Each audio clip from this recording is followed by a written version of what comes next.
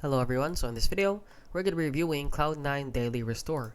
But before we get into that, I get hundreds of requests from you guys to check out products, and my guide shows you how to do this investigation yourself in just a few minutes. And the link is in the description down below for you guys to check out, and with that out of the way, let's get into the review. So as you can see, we have it here open up on their website. So if you don't know what this is, it is basically a supplement for your health. It replenishes your nutrients and lost to alcohol, supports liver and detox, cellular defense, and a lot more. So it's basically a supplement, not a medicine.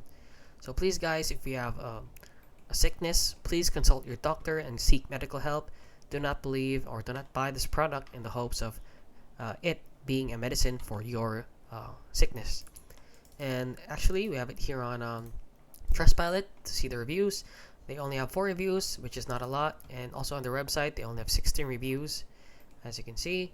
So let's see all the reviews here. So 4 stars, helped me stay consistent, boosted mood, better calm sleep at night, light helped me cut down booze, increased energy levels, and that is basically it. So far out of all the reviews, even if it's only small, they're all positive. However, they could very easily be manipulated by the company or the people behind this product.